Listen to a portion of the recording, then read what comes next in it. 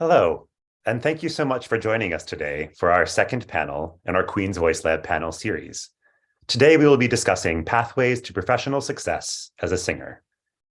Before I introduce our panel today, I'd like to just tell you a little bit more about Queen's Voice Lab. Queen's Voice Lab is an empowered community of and for professional singing artists sharing ideas, concerns, and actions in order to build mutual support and learning, further our creative work, and amplify our advocacy for artists' rights and more humane, equitable practice and norms in the vocal arts at large. Today's panel will run for approximately 1 hour, after which we will have time for some questions. Please feel free to type your questions in the YouTube chat, and we will try to get to as many as we can. And actually, please type your questions at any point during the panel. We will probably largely save questions until the end, but we may answer a few along the way. So now I'd like to introduce our panel today. I'm Stephen Hreislack. I'm a bass who grew up in Rochester, New York. I actually did spend a few years living in Queens. I lived in Sunnyside. At the time, Maggie was living about a block away, so she can talk about that when we get to her.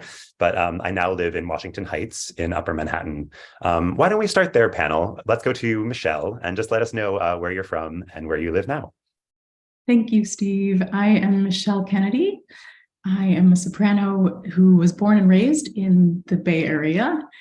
Spent a long time doing all of my schooling back east, largely in New Haven at Yale University, and then later at NYU in New York City, which was also my home for 15 plus years. And probably my favorite neighborhood that I ever lived in New York City was Astoria, Queens. So also a Queens affinity. And I moved back to Oakland about 4 years ago. So there's kind of a full circle motion in my life, but New York City is near and dear to me. And Jonathan, I'll pass it to you. Hi, everyone. My name is Jonathan Woody. I'm a bass baritone. I grew up just outside of Washington, D.C. in Prince George's County, Maryland. And I was a student at the University of Maryland there. And then I went to graduate school at McGill University in Montreal, lived there for 2 years, and then moved to New York City. I've never lived in Queens, although when I first moved to the city and I was looking for an apartment, I was staying in Queens with a good friend. So I guess that's my Queens connection. And I live now in the Flatbush neighborhood of Brooklyn. And our last panelist, Maggie. Hey, everyone. I'm really happy to be here. My name is Maggie Finnegan, and I currently live in just outside of Boston, Massachusetts. I'm originally from Monterey Bay area, California, and I came out to the East Coast to study and was living in New York City and then Baltimore later for schooling. But I really do consider New York City to be where I became a grown-up singer. And I lived in Sunnyside, Queens for a bunch of years. So I have a very special place for Queens in my heart. Awesome. Thank you, everyone. While we're with you, Maggie, I'm going to ask you our first question of the day, which is to just let us know how you got started as a singer, what your childhood experience was with being a musician. And well, let's start there. So I was really lucky growing up. I was always singing around the house as a little kid, and I was fortunate to have folks at my school, my elementary school, who encouraged me to sing. My parents we went to the ballet every year in San Francisco for the holidays, Nutcracker. And I believe one year my dad picked up the brochure for the full season at the War Memorial Opera House. And we decided to go see A Midsummer Night's Dream, probably because my dad knew the play. And so my first opera that I ever saw was Midsummer by Benjamin Britten when I was 7 years old. And I was completely hooked and decided at that point that I was going to be an opera singer and move to New York City. And I'm very fortunate that my folks supported me the whole way. Were encouraging to me, and I had lots of opportunities to do, musical theater growing up and choir, but I was always on that track. And to this day, Benjamin Britten is one of my favorite composers, and I think it's really influenced the kind of things I like to sing and the kinds of sounds I like to hear. So it goes many, many years back. That's awesome. Thank you, Maggie. And Jonathan, tell us how you got started. Yeah. So I was also, like Maggie, a very musical child and spent a lot of time singing. I grew up in church in a faith tradition, and I did a lot of singing in the church I grew up in.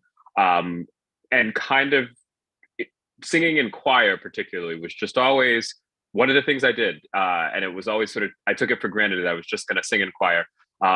And so throughout my childhood up through high school, I was very active in choirs in church, at my school, and also in the community. And I kind of got to the end of my high school and realized that, you know, I'd spent more time working on music than I had on anything else. So I decided to be a music major in college. And now I'll kick it back. Nice. So I'm also wondering, I'm going to keep it with you for one more question. Oh, okay. Maggie already described a sort of pivotal performance that she went to that sort of sent her on the path to becoming a musician. Do you have a moment in your childhood you can think of that said, oh, I want to do that? Just wonder if you have one of those. I think as a high school aged kid and before that, I didn't have a moment that was very specifically like, this is what I want to do as an adult. I actually, when I was a high school kid, I really thought I was going to be like a computer scientist. And then there was a period of time where I got really interested in politics. And so when I started college, I was actually a double major in music and politics. Maybe we'll come back to this question a bit later, but the spark for me actually happened after I finished my college experience. But as a kid, I did get to see a few performances. Actually, the first opera I attended was Don Quixote, which is by Ravel, I believe. And honestly, I have to say it didn't move me very much. It was choir that moved me when I was a school-age kid and a high school-age kid. And just pushing forward with choir, that was always my motivation. Yeah. Thank you. Yeah, and I think some of us continue to be more or less moved by opera and or different types of music. We'll talk about all that later. But for now, let's move on to Michelle and how you got started. Thank you. I love hearing everyone's origin stories. And Maggie, I love your association with the War Memorial Opera House in San Francisco, because that was also where I saw the first opera of my life, which was Porgy and Bess, and the second opera of my life the week following, which was La Traviata. And I was very, very struck by those. But a little bit earlier in my life, I think there were basically two really pivotal things that happened. My maternal grandpa, my grandpa James, mom's mom, was a lifelong reverend and church organist at a Presbyterian church here in the Bay Area. And he loved playing Bach. And he would play Bach every morning. And I owe it, I think, to him for noticing how much I loved listening, because I was just 3. I was a little pea pod, and he said to my parents, you know, Michelle has an ear. She's really listening when I play. And he gave us an upright Yamaha. And I started taking piano lessons when I was like so tiny that my feet were like 3 feet off the ground. But I loved it. It became kind of like a refuge, especially because I was a very, very shy little girl. So I think that was kind of the first eye-opening thing, was falling in love with the piano. The next was when I was 6 years old, I saw a concert by the San Francisco Girls Chorus in Berkeley. And they performed for an hour and a half with no music. And it just blew my mind that all of these young women were so poised and that they had memorized all that music. I thought that was like a miracle. I still kind of do. And I thought, you know, I want to learn how to do that. And the next year, my parents took me to audition for the girls' chorus, and it became like my second musical family. And in a way, it still is, the San Francisco Girls' Chorus. It was the perfect kind of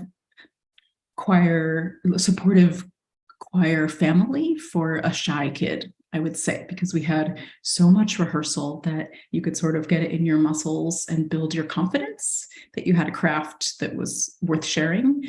And I performed with San Francisco Opera, a couple children's roles, and started to perform more widely and kind of come out of my shyness. And I, like Jonathan, I think loved being in choir just from a young age. It was like my happy place. I love that. Thank you, Michelle. And I also think that memorizing an hour and a half concert is sort of a miracle still. So that remains relatable content. So yeah, I guess I started, my grandfather, my dad's dad, was the choir director at my church, at the Ukrainian Catholic Church in Rochester, where I grew up. And so I started hearing a very specific church music tradition when I was quite young. And I had an older brother. My parents are not particularly musical, but I had an older brother who did a bit of singing and started taking piano lessons and took some violin lessons. And he never became a particularly proficient instrumentalist. If you're watching, Mike, sorry. But he, we did have a piano, and I remember looking at his beginner books and kind of just teaching myself. And my parents noticed, like, oh, he's doing pretty well with no lessons. And so they set me up with a teacher who I then studied with for 10 years. And that was definitely the beginning of the journey. But also really interested in singing. And I played flute for 10 years growing up also. And I think I knew that I wanted to do a lot of music, but I wasn't sure what direction that would take actually for quite a long time. I was probably more serious about piano for a long time than I was about singing. But I do remember when I was, I think, a sophomore in high school, two of my aunts offered to take me to an art song recital, which I knew really nothing about. And it happened to be the divine Jesse Norman, who is recently no longer with us, but was just unbelievable as a singer and as an artist. And there I was in like the 12th row of the Eastman Theater, watching this unbelievable artist just tell story through song. And I thought, oh, this could be a thing that I want to do. And I was just really lucky throughout my childhood. As soon as my brother and I showed interest in either musical theater or music generally, my parents started taking us to touring Broadway shows. We also got a subscription for a couple of years to the Rochester Philharmonic and saw the orchestral concerts. And so, yeah, I just felt really supported in that and really lucky that could be something that I could consider doing, which I guess leads into the next set of questions, which is, I would love to hear where you all went to college, both undergrad and beyond, and what you studied there. So Maggie, why don't you start us off?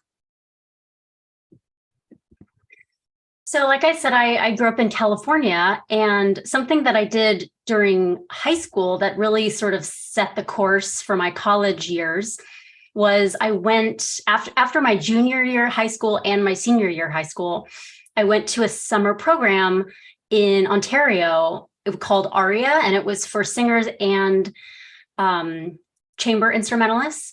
And there I met two voice teachers and worked with two voice teachers, Edie Burrs, who I ended up working with at Manhattan School of Music, and Phyllis Brynjolfsson, who I later, I wasn't in her studio, but I knew her later when I went to Peabody in Baltimore.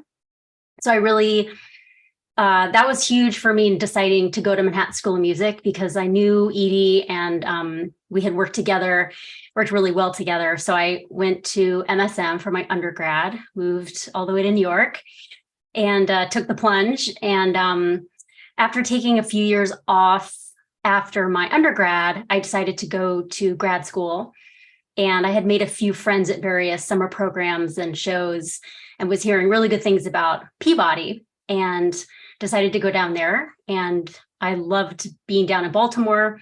And then I went back to New York City after I got my master's degree. So, yeah. Great, thank you. I guess I'll jump in since I had a similar break between undergrad and grad school. So I, like Michelle, went to Yale for undergrad, and I actually began as a biology major. I had been really interested in science in high school, and of course music too, but I wasn't sure I wanted to pursue that as a career or as a major. So yeah, my freshman year was many hours in labs. I was taking organic chemistry and genetics and like playing with fruit flies in lab for like 4 hours a week. And I also was taking piano lessons. But I was doing a bit of singing, mostly in a cappella groups, actually. But I heard through an upperclassman that I had met that there was this class we just called it masterclass, that Michelle was in as well, which was this one professor who actually we'll talk about a bit more later, who tried to give this liberal arts community a bit of a conservatory experience. So this class just met once a week on Monday nights for a few hours, and he would sort of cycle us through various units of repertoire. So we'd all work on Fauré for a month, or spirituals for a month, or 17th century German songs for a month. And we would get coachings once a week, and then we would perform for each other. So it was kind of that studio model, even though we all had different teachers. But that was when the switch started happening. A, I really loved classical singing, and B, my career options as a scientist were not super thrilling to me. I didn't love teaching or being in lab, or I didn't want to be a doctor. So I was like, cool, what do I do with that? So that's sort of how that switch began. And then ultimately, yeah, I was a music major, but not a performance major. So mostly musicology and theory, but was able to do a lot of performing and other projects as well. Moved to New York, started singing kind of right away, but sort of by chance, just did some auditions that happened to work out. And one of them is still the church where I sing at 20 years later. And was in New York for a few years, and then thought I might want to pursue a more serious opera career. So went to Indiana University, did a master's degree in voice there. And I can talk about this now or later. Learned a lot about what I wanted to do with my life there, and learned a lot about what I didn't want to do with my life there, which was that I didn't want to be primarily an opera singer, and we can come back to that one. But yeah, that was my schooling, and then I moved back to New York and have been there ever since, doing various freelance musical things. Who would like to go next? I'm happy to go next, Steve. Great. I love that you described the master class with Professor Richard Lawley, who is still a very dear friend of all of ours, including colleagues who are known and loved, Amy Justman and Nicole Palmer. They were also Christopher Herbert in master class with us back in the day. And I think for me as an undergrad at Yale, I like you, Jonathan, I was a double major, music and political science, and I was equally moved by like human rights work and local volunteering, and especially music education in the schools as an undergrad, as I was by my music classes, by musicology, by music history, and by the chance to study voice at the Yale School of Music and play small roles in their opera productions, which was a fantastic experience. But I felt this kind of duality in myself from a young age, which was my devotion to political science and public service and my dedication to music. And I think throughout college, pretty much I continued to think of them as separate parts of myself.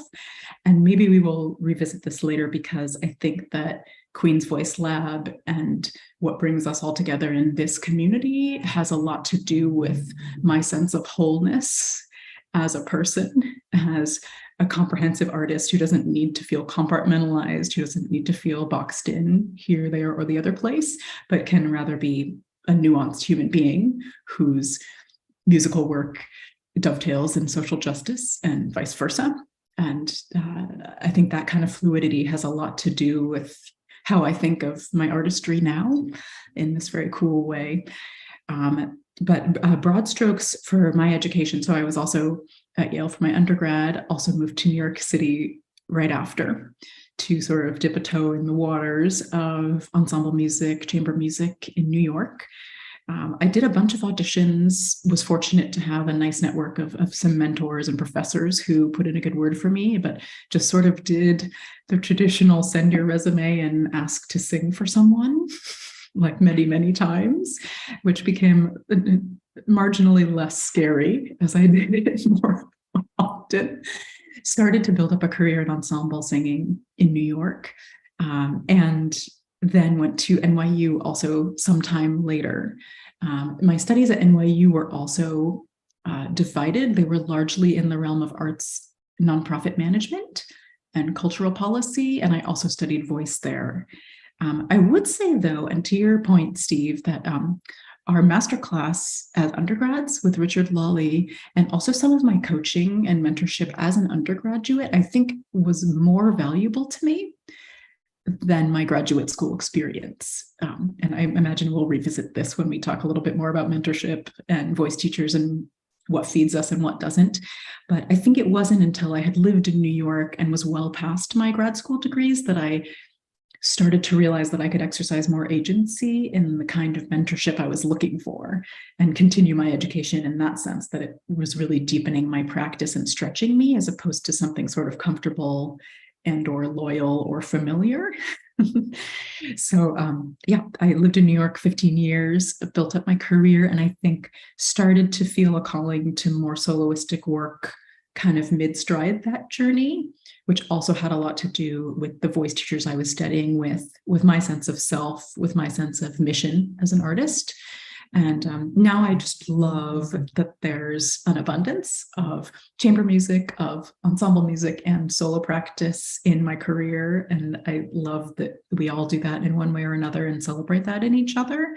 And that's what I'm doing now on the West Coast and on the East Coast and in between. And it's fun. It's fun. And I also just wanted to say just a nod to our years of sheltering in place, that it's been, I imagine for us and for everyone listening, it's just sort of a referendum on everything that we hold dearest and what's essential in our lives.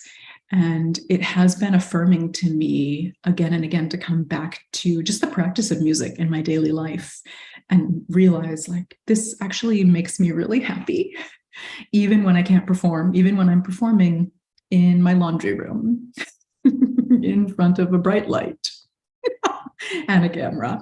I still love doing this. And that's just something that keeps feeding me no matter what, how the career ebbs and flows. Oh my gosh, Michelle, so much good stuff in there. I love hearing about your journey and where you are now. You have made me want to ask you 300 more questions, but we're going to come back to a lot of those things. I want to just move on to Jonathan for a moment. You started talking a little bit about education already, but I would love to sort of pivot our chat while we're still in that like training education part, just to reflect a little bit, and feel free to talk more about where you went to school and what you did. But also if we could start to pivot a little bit into, now that we have some distance from our time in school, what are we grateful for? And what perhaps do we wish we had been taught more about in part of our formal training that we have now had to learn on the job? Those are things I'm really interested in talking about for younger singers. So Jonathan, if you could take it away. Sure. Yeah. And I also want to say, Michelle, that was just an incredible answer that you gave to the previous question, and so much insight into, what moves you as a performer. It's really inspiring. So thank you. Yeah, my story is similar to most of yours, particularly I didn't realize, I think we all took a little bit of time after finishing undergrad and before going to graduate school. So as I said, I went to the University of Maryland, which is pretty close to DC. And I had started there as a double major in music and political science. Similar to Steve, not necessarily enjoying certain elements of the biology degree. I didn't enjoy learning about economics, so I kind of dropped the political science degree. What did motivate me was really the experience of the music making, a little bit like what Michelle was saying. And so I didn't have a clear career goal, even while I was an undergrad. And so I finished at Maryland and stayed in the DC area because I didn't really have anything that made me feel I needed to move away.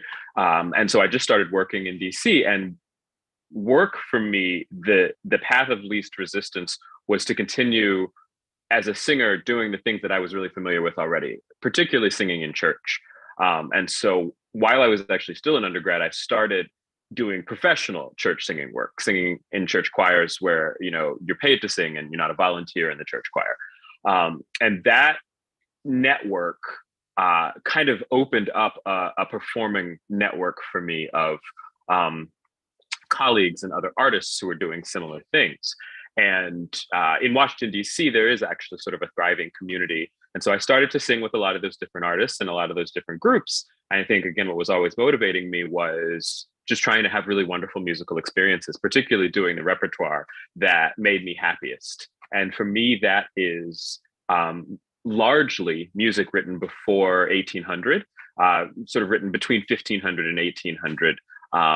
For whatever reason, I can't really tell you why, but that music has just always really moved me personally and gives me a lot of joy when I sing it. And so I was sort of trying to find every opportunity I could in the DC area. And I stayed there for about 3 years, and I kind of realized that, okay, eventually I kind of had found most of the opportunities that existed. And it was like, okay, well, if I want more, and if I wanted to be at an even higher level, then I probably have to look elsewhere. And that was what led me to decide to study early music specifically. I sort of learned along that process that early music is sort of thought of as a subgenre within the world of classical vocal arts. And so there's maybe one answer to one of the things that, you know, you wish that you might have learned in undergrad. You know, we got a lot of training to participate in a really traditional track for a vocalist, for a young vocalist, which is to say you learn opera, you learn diction in the sort of standard operatic languages, French, German, Italian. You learn music history and music theory. And then they just kind of send you out into the world. And I think the expectation is, okay, you audition maybe for a young artist program, or you start singing in an opera chorus, and that's how you build this operatic professional life. And for me, that just never felt quite right. And I also didn't really have a model for how to go in a different direction, other than this love of early music that I was developing, but again, didn't necessarily have a name for. And so it was in looking at the larger community around the US and talking to my colleagues, they kind of put me on this track to say, yeah, I think early music is what you're interested in. And you can, in fact, go study that specifically in a handful of graduate programs, certainly not as many as if you were to study opera as a grad student, but there are some out there in the US and abroad. And so I eventually settled on McGill University, which is in Canada, in Montreal. It felt like the right balance of some place that would take me somewhere new. I hadn't left home yet, ever really in my life, you know, hadn't lived away from home. But also it wasn't so foreign as to move, for example, to Europe, where, you know, some of these programs are, and some of the ones I was looking for were. So I decided to do that. And that program was really, again, musically very fulfilling. I was immersed in the music from this time period, from 1500 to 1800. You know, it was very joyful for me to do that. But again, similarly, I wouldn't say that I learned as a student. I didn't get a clear, defined sense of what does a career path look like for a performer, for a vocalist who isn't doing opera. And even as an early music graduate student, I still had kind of teachers and faculty members that said, well, we want to make sure that you're doing as much opera as you can.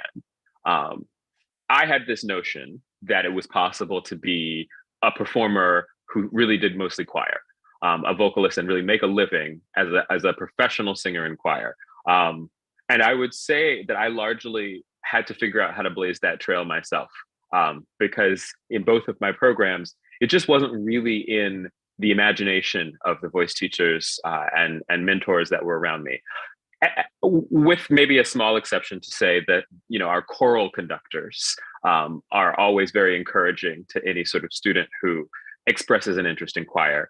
And I definitely got encouragement from those choral conductors, but also I wouldn't say that they necessarily had the clear career trajectory, you know, advice that a singer like me probably needed as well. Because I think one of the things that's happened in the time since I've been an undergraduate student is that there has emerged a professional track for choral singers and ensemble singers that's more robust than perhaps it was about 25 or 30 years ago.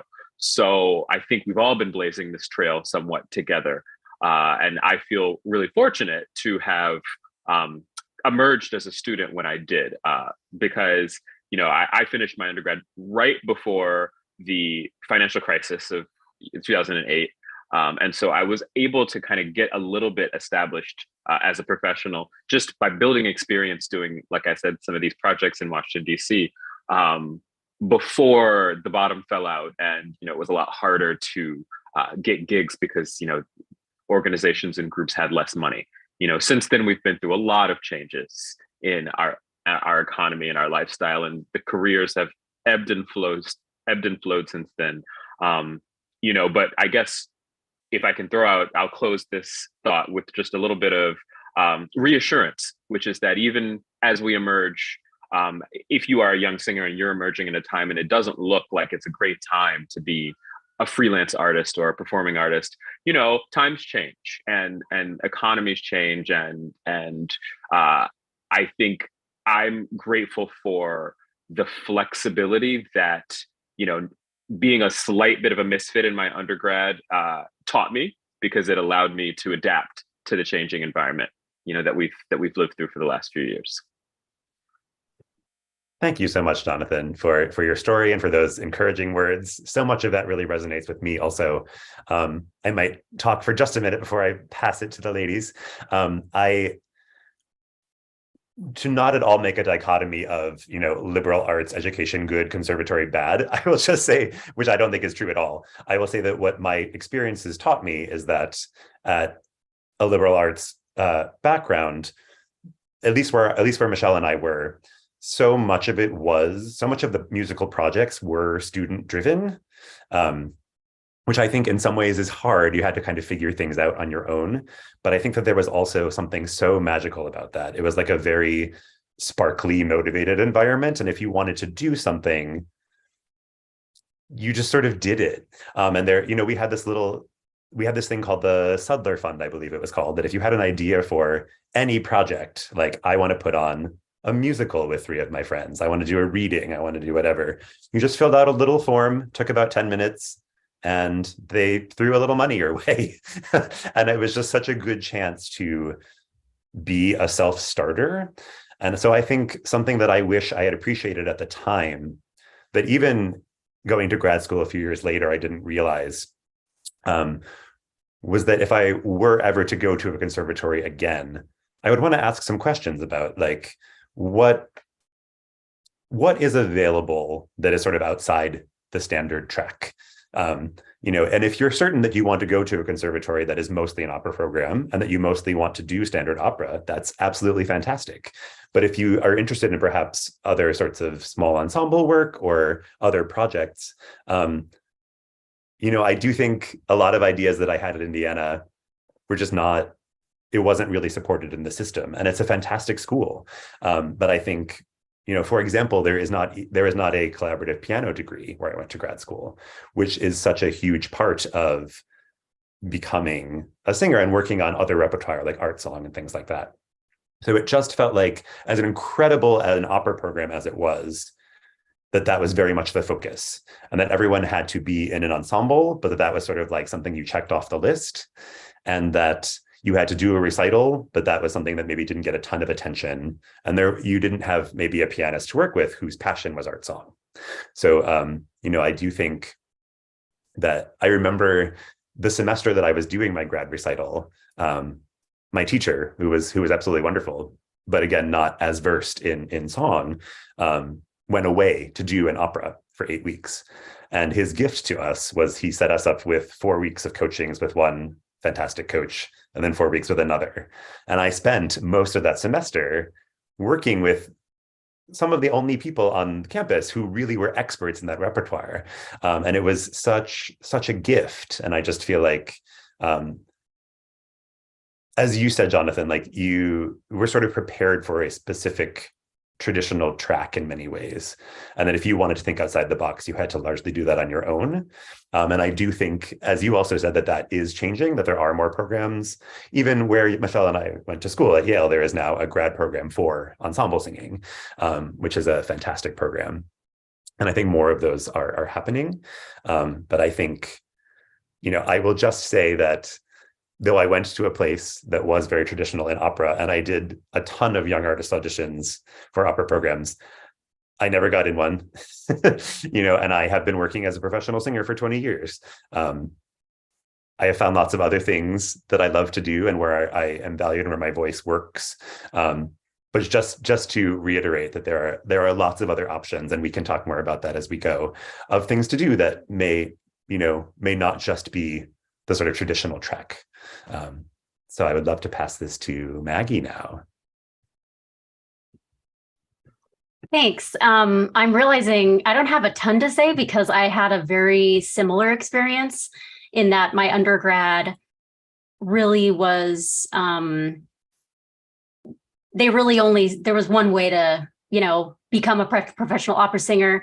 And I remember in one of our classes, they did bring in someone, they brought in two people from, the professional who were professionals to speak about their career trajectory, but it really sort of just reiterated what we were already being told, which was, oh, I graduated from Juilliard, and then I went to the Lindemann program, the Young Artist program at the Met.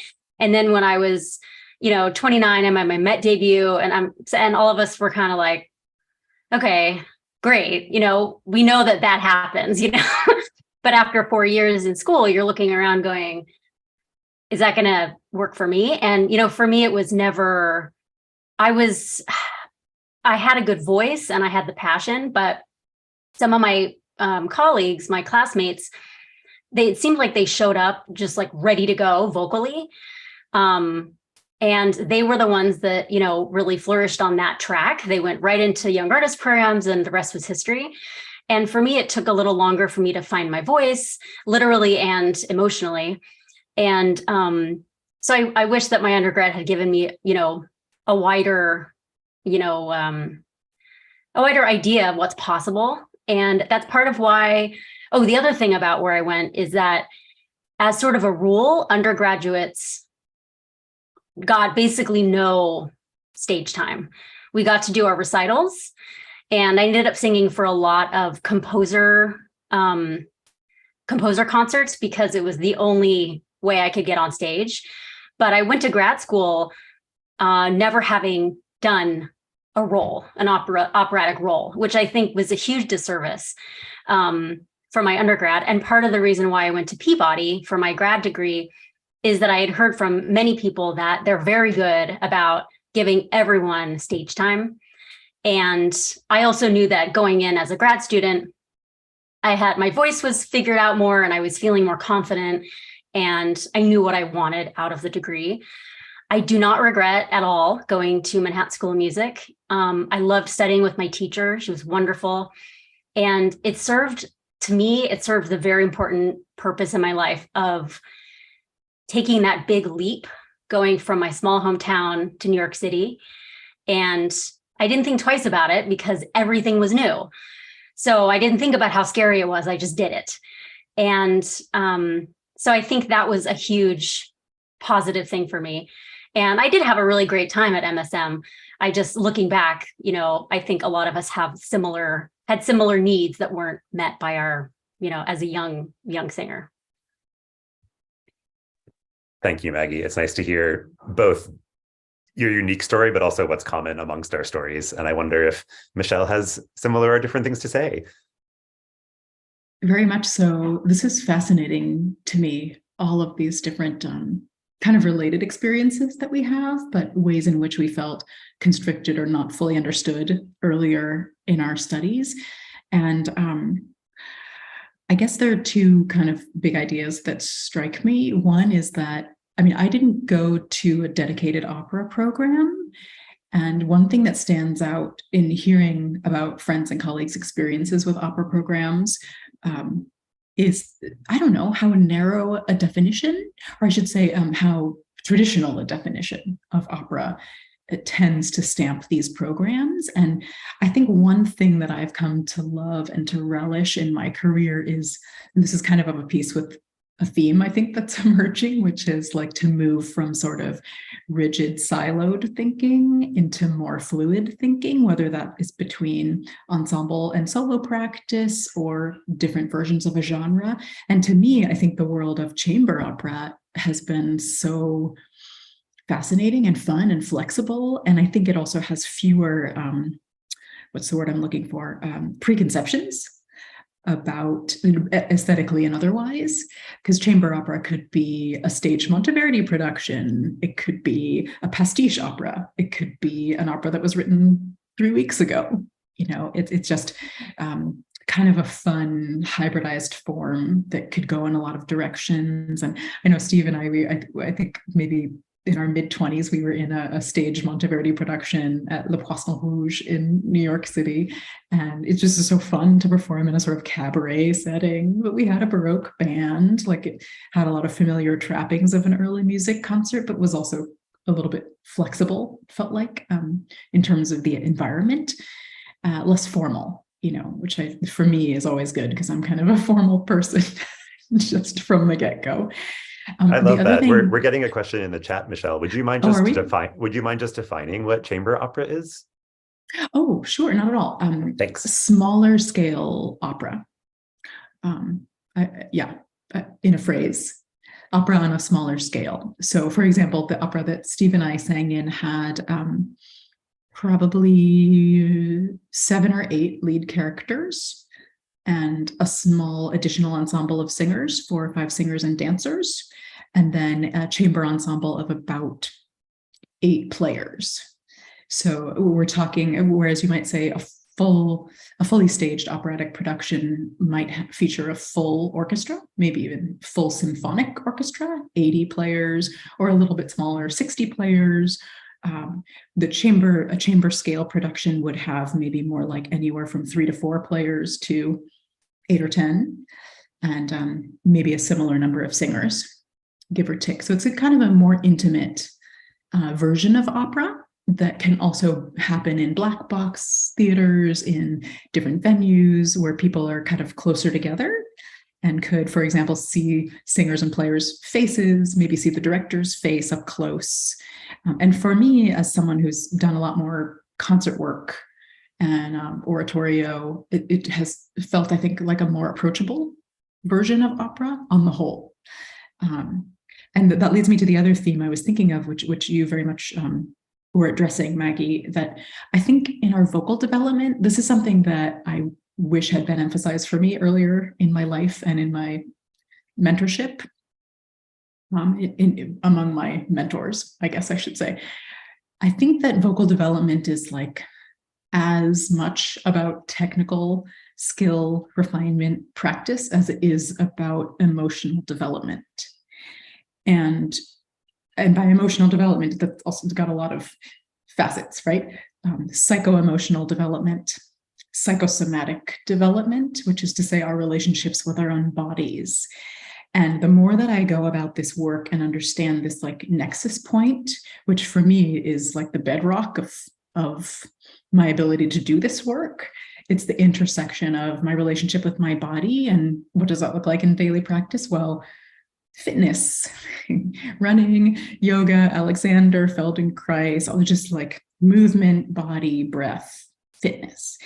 And then also psycho-emotional development, which is to say the musical storytelling, our emotional backgrounds, how we feel in a given day, how we can learn to channel that through the stories that we sing, and to find environments that celebrate that freedom of expression. To me, those aspects of this work are as important as the technical trappings of singing, which are, of course, essential. But I don't think that those are hard and fast lines. And I wish, if I could say something to my younger self, I would say, you know what, Michelle, all of these things you're feeling today, what you ate for breakfast, how you slept, what you're afraid of, what you're dreaming about, all of those things can be channeled into your singing. It's not like this tiny compartmentalized thing. It is, in fact, a huge expression of who you are in this moment in your life and in your community, which is awesome. I think that's what I would say. 19-year-old Michelle, I have something to tell you. Oh my gosh, once again, Michelle, that was all the things, and it was so comprehensive and beautiful, and thank you. That's like, I mean, I've been doing this for a long time, and that's still all really like beautiful and inspiring to hear. So thank you. I have lots of questions left, and we don't have a ton more time, so I'm going to be a little bit selective. I would love to break this up just for a moment and do a couple of like rapid fire questions. So just jump in if you have something that you would like to share. Do you have a funny story from a teacher of yours along the way? I have one if you don't, but feel free to jump in. Okay, I'll go first. So this actually was not my own teacher, but this was when I was in grad school. And there was this amazing personality who she grew up in Texas, but she had lived in Germany for like 30 years, having a giant opera career. So she had this like quite indecipherable accent that was like somewhere from the South, but also perhaps somewhere from Europe. And my friend Megan was in her studio, and they had a great relationship, but this teacher was like very tough, and she would like call out if something wasn't what she wanted that day. And so Megan was just like singing a little scale or something, and the teacher just puts her head down on the piano and says, "Now, Megan, you can make such beautiful sounds. Why are you choosing to make such ugly ones today?" And it's just a story that stays with me, because it's like, do we always have that agency to make the most beautiful sound every day? Maybe we don't. Maybe we're not trying to sound terrible that day, but sometimes we're just working through something. But I think back to that story sometimes when I know I'm making my not prettiest sounds, and just try to have a little levity in those moments.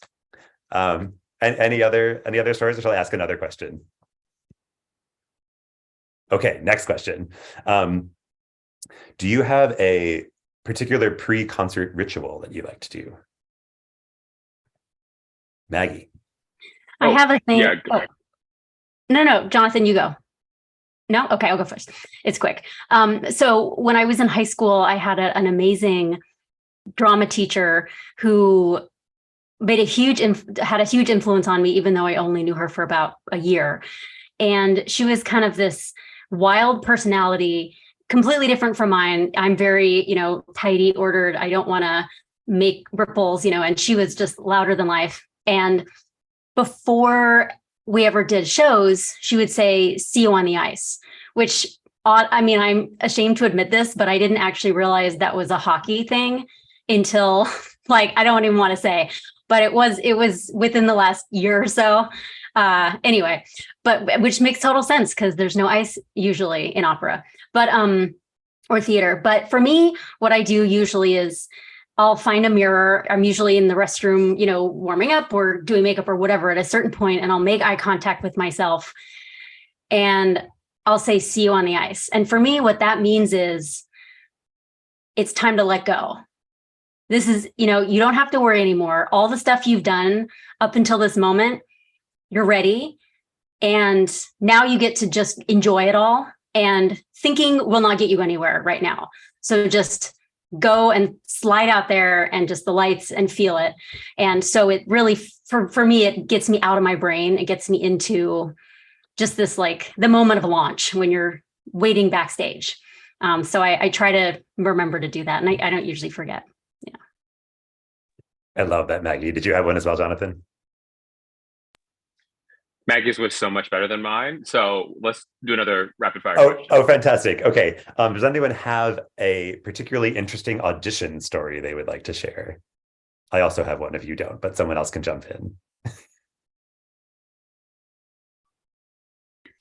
Yes, I do. Go for it. I do. It's a little more like a shift in my own mindset that manifested in audition. I think like doing opera auditions in particular, I think for most of my young, like in my 20s, I think I mainly tried to prepare technically, and I, crossed all the T's and dotted all the I's and like checked my compulsive binder of arias, and I remember at some point, I wasn't getting the kind of traction in opera auditions that I was getting in concert work and oratorio. And I thought, well, maybe this just means that opera is not my destiny at this time. That's fine. But I'm going to try one more wave of auditions, and I'm going to think about the stories.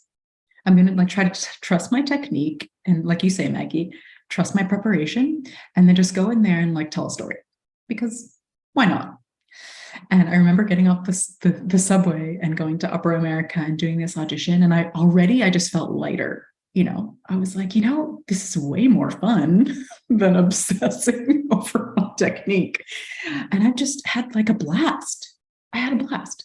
And then for the first time, I got 2 offers from those auditions. And it just felt like, come what may with those projects, it just felt like, wow, I think I was truer to myself in those auditions, and I had more fun. And hey, maybe that struck someone. It was cool. It was kind of affirming. I love that. Thanks, Michelle. Just one more in this vein, and then I have another question, and then we have a question in the chat. So we're going to go boom, boom, boom. My other quick question was, do you have any interesting or funny or perhaps even uncomfortable story of something that an audience member said to you after a performance? I'm always curious about these. I do have a lot of them. Yes. I thought you might. I'll pick one, which I was performing in a southwestern state with a choral group, and this was a donor event at the home of somebody who was a donor for the organization. And so we had already performed, I think, and then we were milling around and schmoozing, and the person whose home it was came up to me and said, "Oh, so where are you from?" And I said, "Oh, I'm from Maryland." She said, "Oh, where's your family from?" And I said, "Virginia." And then she said, "No, no, no, no, no. Where are your people from?" And before I was even able to answer, she cut me off and said, "Because your head is the perfect Somalian specimen." Which, yeah, is a little uncomfortable. But it was also just insane enough to be funny. And a colleague of mine was standing next to me, and his reaction was probably the funniest thing of the whole Shayna, because his jaw just kind of fell forward. And, he did one of those blink, blink, blink moments. So I was all right because somebody else had seen it. And I'm sure the lady, wandered off to go talk to somebody else. But, I have to say that in all seriousness, sometimes we do have these experiences where folks, they might comment on your appearance. They might comment on, something that you've done. And I think it's a moment where we can find our own personal grace to try to make it through that. But also a moment, and I've really come to cherish this, where we can lean on our colleagues for support. I was actually, in retrospect, very grateful that my colleague was there standing next to me who heard this.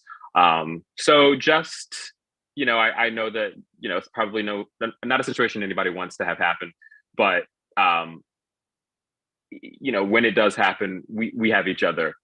So maybe that's the lightheartedness that I can offer in this story. Thank you, Jonathan. I mean, I'm certainly sorry that story happened to you also, but I know that they happen all the time.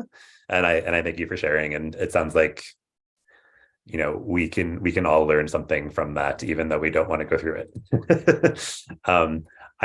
We do have a couple of questions in the chat now, so I'm going to move to those, and then maybe we can come back to some other things.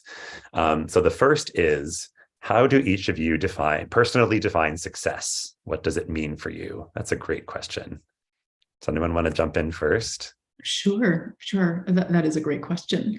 And it actually reminds me of a story that I was thinking of in the vein of your last question, Steve. So I'll answer it through a story.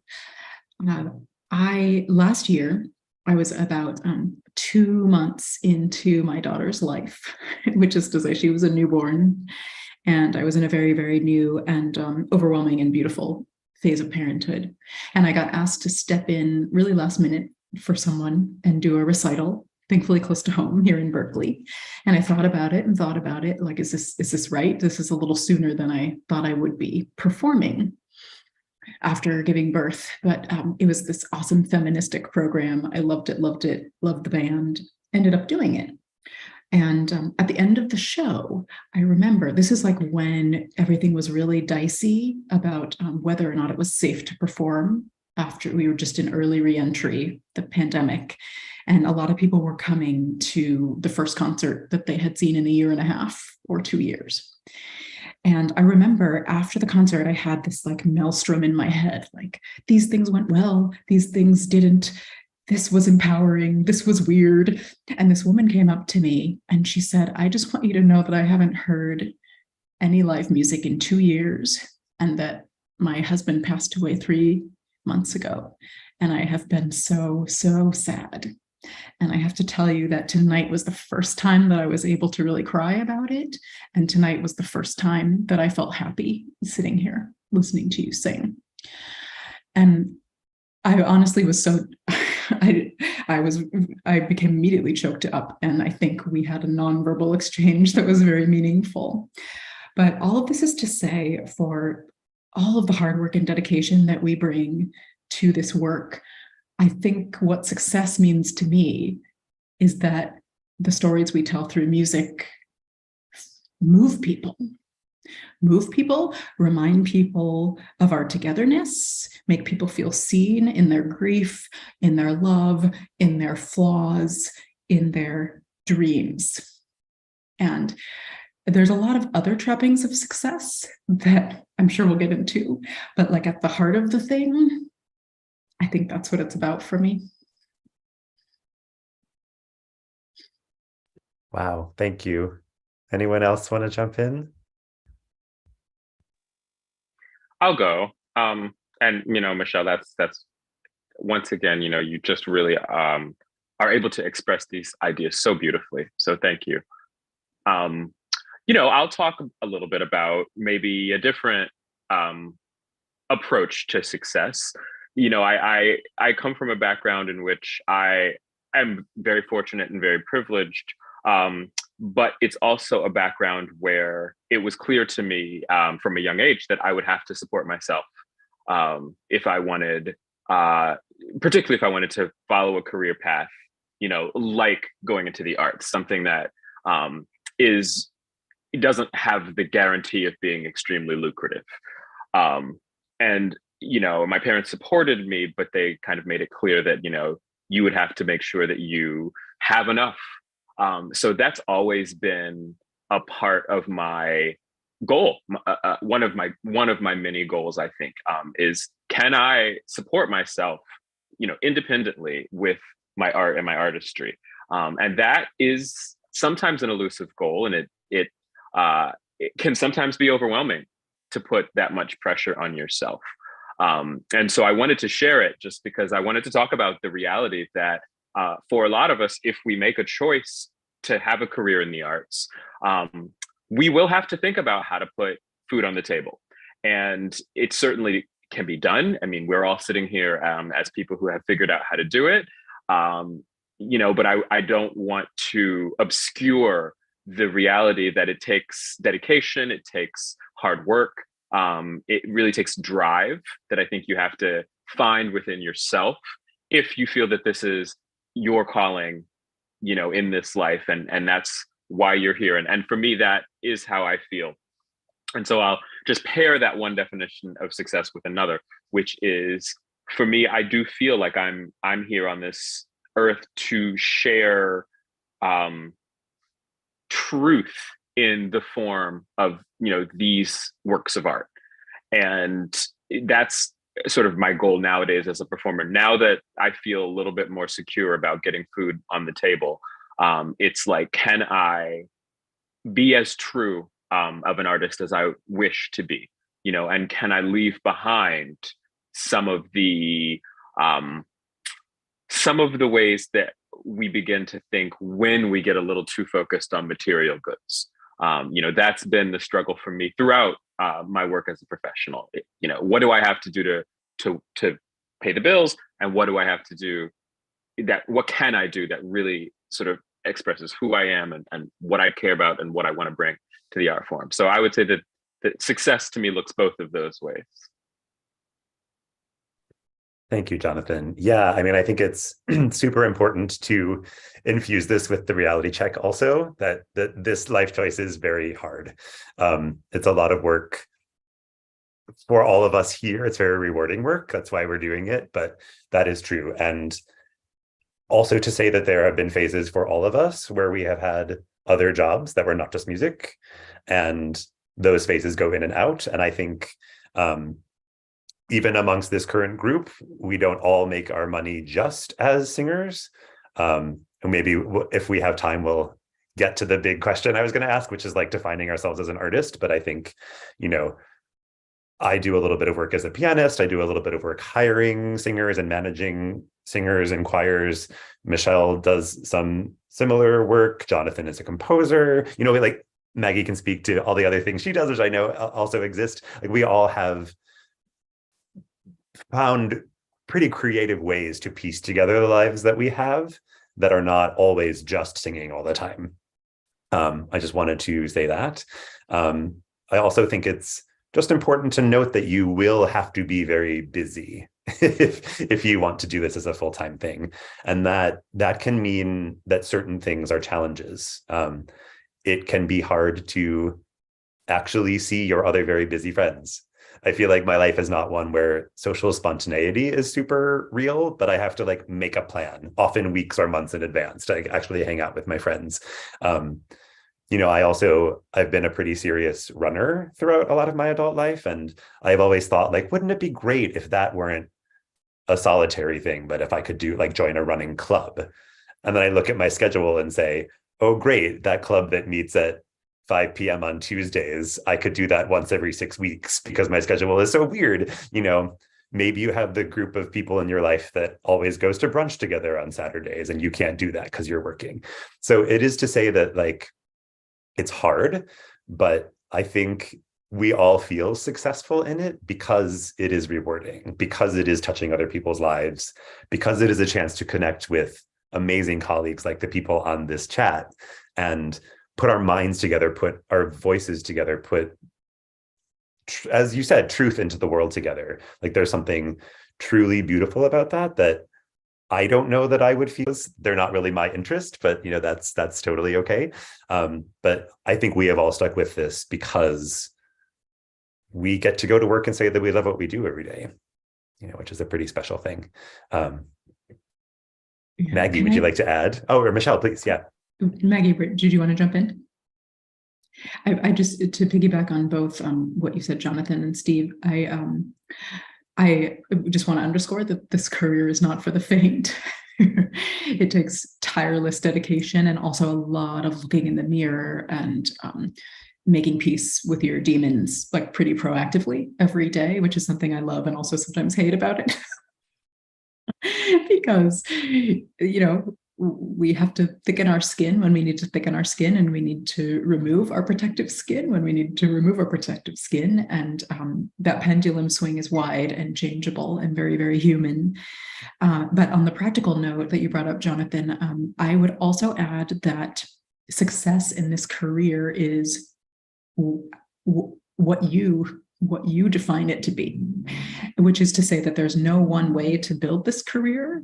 I think that's been spoken between the lines of our whole conversation, but I think there's a lot of rigid thinking, whether it's you need to do XYZ young artist programs, or you need to sing at these houses before you're 28, or whatever sort of pressured thinking. There's a lot of structured thinking that's designed for a purpose to give us a format, which can be helpful.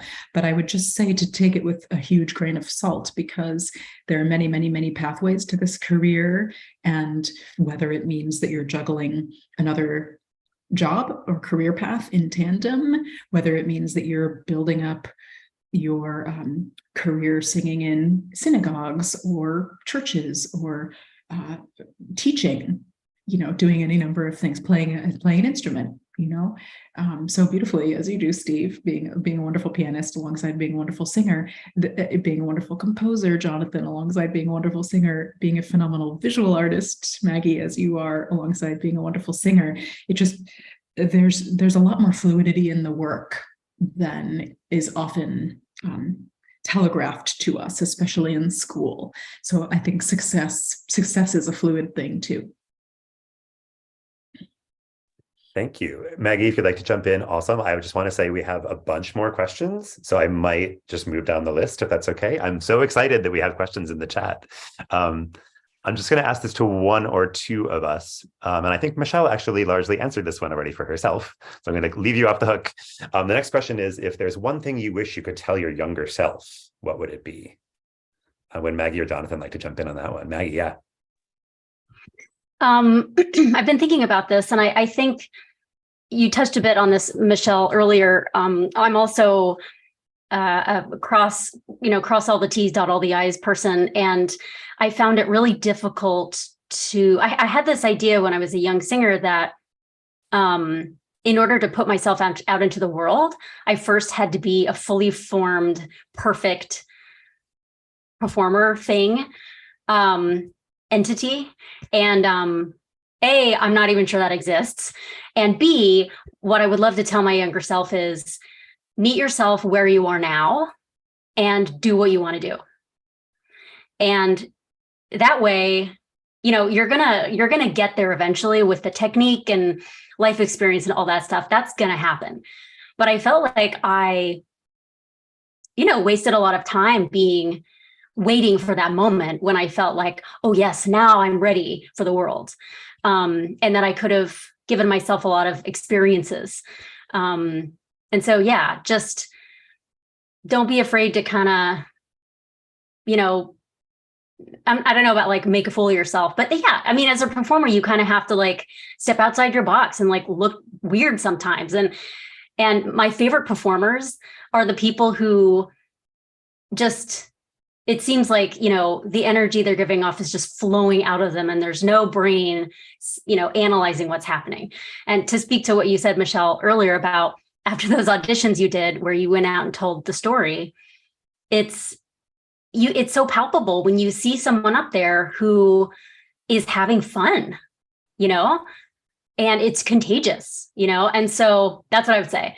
Meet yourself where you are, go have fun, and don't wait to be perfect. Thank you, Maggie. Absolutely. I love all of that. Yeah, it's like showing the world that vulnerability will always ultimately be rewarding, even if it's super hard in the moment, and we learn so much.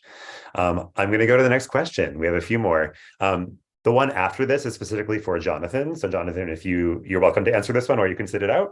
But this one is, what skills do you think are especially important for an ensemble singing-based career? And how might one practice or strengthen those skills on one's own? I'm sure you want to answer that too, Jonathan, but yes, anyone can jump in. I will just say quickly that I think if you have interest in playing other instruments, I think that is super helpful, both for building ensemble and just reading skills generally. And the thing that immediately jumped to my mind is like the number of like nerdy parties I went to in my 20s and 30s and that I still kind of go to, where we're like, let's take out madrigals and sing them, or like, let's read through Act 2 of The Marriage of Figaro or whatever, but just like, find like-minded people who want to like in their off time, like read through some music with you. I think that's in some ways one of the best ways to do it, but anyone else, please jump in. Yeah, I'll jump in. And I agree wholeheartedly with Steve that, if you can build second instrument skills, that's really great. I'm also a flute player, which I forgot to mention earlier. One thing I'll say is, so there's the very obvious one, which is that it's great to be a good sight reader if you want to do ensemble singing work, because rehearsal times are limited. But I think even going beyond that, don't neglect your music theory and music history and language skills. I would say that those three sort of background skills, which often, particularly if you're still an undergrad, you might find tedious, and certainly I found them tedious when I was an undergrad, they actually really do come in handy as you continue in the profession, particularly if you get to a place, as Steve was mentioning, and I also do some of this, where you're helping to manage groups, you're helping to program concerts, you're leading your own projects. having that music history background is very, very useful. Remembering all those composers you learned about, and knowing what's in their repertory. And then also, I would say the music theory skills. I'll say it, even though I, don't like the fact that it's out there, but we singers sometimes have a reputation as not having as strong of musicianship skills. And I think that is not entirely fair, but I think one way we can counteract that is by really paying attention to our understanding of music theory and history. It also helps with sight reading. In my experience, you are able to understand the music more quickly if you kind of have a sturdy background in theory and harmony. So I'll say that, I don't mean to sound too much like your choir teachers, but I will say that they have come in handy. 100%. Thank you, Jonathan. I'm going to move on to your question, but also other people could answer this question. It says, I didn't realize Jonathan is a composer. I am also a singer and composer. Do you have any advice for developing interdisciplinary musicians? Yeah, and sorry, if anybody else wants to jump in, please do. I would actually continue in the same vein. One of the things I think has helped me thrive doing both things is the fact that I do both things, and the fact that I play instruments. I think other music making expression helps inform itself. And so some of it is a little bit risk taking. I had always composed kind of for fun, but also, in a somewhat private way. And I was encouraged after being a New York freelancer for a few years to take the risk of sharing my compositions with others, which was a big hurdle for me. And once I was kind of able to push past it a little bit, and I very much inched my way into it, we have a colleague who is a really brilliant conductor, musician, singer. Talk about Eric Dudley for those who may know him. I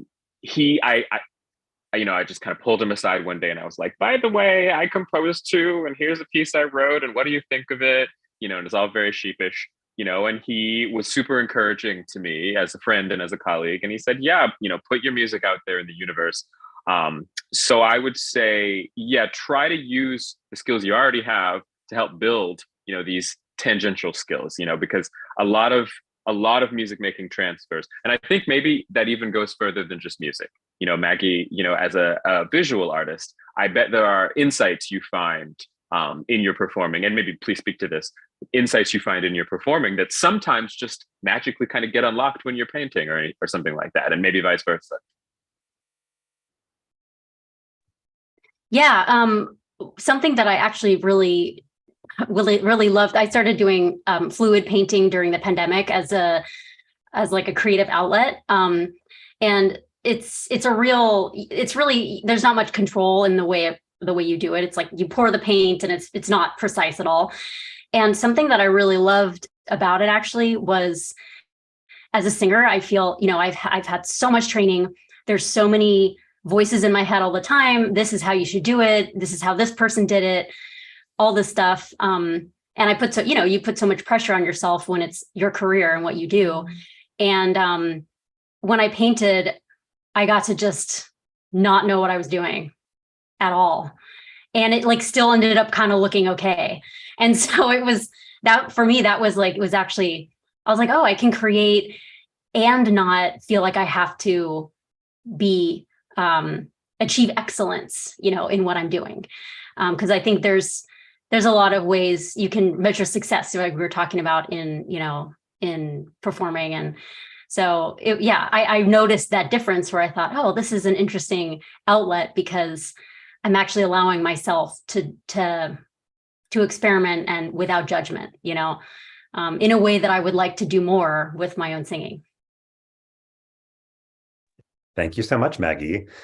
We are almost at the wrap-up point. I want to do one more quick question because I just think this one is fun, but you only each get about a minute to answer. But if you could tell about your most unusual or surreal or just fascinating gig that you've done over the years. I will jump in since I already prepared one. But I was asked to go in and do some demo recordings with like a large group of other male singers, tenor and bass singers. And I had no idea what it was for, but there was a moment where I was like, I recognize this chord progression. And we came to find out that we were all about to be hired to sing as dressed as monks, as backup singers for Madonna at the Met Gala. And I just remember the rehearsal process being so long and at times so tedious for this very easy piece of music. But when we actually got to that moment, I was so grateful that we had over-rehearsed it, because it was every celebrity you've ever seen in like the front row staring up at you in the most fabulous outfit you've ever seen. And it was just a really sort of crazy night. So that's mine. Anybody else have one they want to share? I love that, Steve. That's amazing. And I loved seeing your monk costume pictures. One of my favorite gigs of all time, but also a sort of amusing one in some respects, was getting to sing some of the live film soundtrack from Studio Ghibli films. It was a dream come true. It was like my debut at Carnegie, and it was this huge orchestra, and Maestro Joe Hisaishi writes very, very beautifully for a lyric soprano, and it was so fun to sing in Japanese. To your very apt point, Jonathan, about being agile with languages, it was just, the appreciation of the text setting, the lyricism, everything. But what ended up being fun and also sort of amusing about it is that the film tracks were being projected behind us. So we did excerpts from Princess Mononoke and Spirited Away and Ponyo by the Sea. And then our big encore was from Totoro. It's so nice. Choir and soloists and orchestras on stage, and the audience is going crazy because Studio Ghibli is amazing, and everybody in the whole joint is like da, da, da, da, da, da. That's so good. I love it. Okay, Jonathan, Maggie, you have something for us? All right, I'll do a quick one. So, being in New York, I've gotten to do a lot of collaborations with the arts, with art, specifically visual art communities. And I have a few fun ones, but one in particular that stands out. It was both poetry and art and music. And we were in a small ensemble, and we were singing choral arrangements of, what's that song? Oh my God, I'm totally blanking on it. It's Hotline Bling. That's the one. Choral arrangements of Hotline Bling, while a poet was reading extremely erotic poetry, very graphic erotic poetry. And also her 75-year-old grandmother was sharing the poetry with her while we sang extremely sort of church music arranged, songs that were also kind of about getting lucky. So that was really fun. That's amazing. I'm so glad we're ending with these stories. Do you have one for us, Maggie?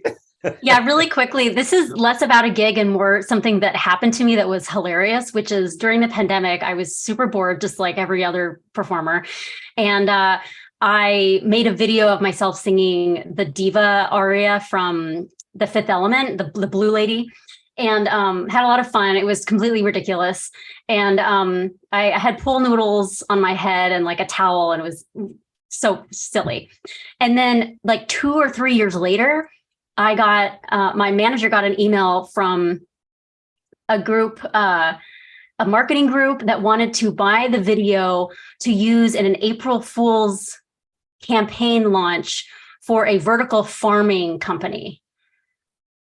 So you just never know when you like make a video, and they were talking about, compensation for all, the time and effort you put in. And I'm thinking, I better not tell them I was like, standing in my bedroom with like a blue light and like a towel on my head, It's like the lowest budget you can possibly get, but you just never know. So like, don't be afraid to put like stuff that you think is silly or stupid out there, because you never know.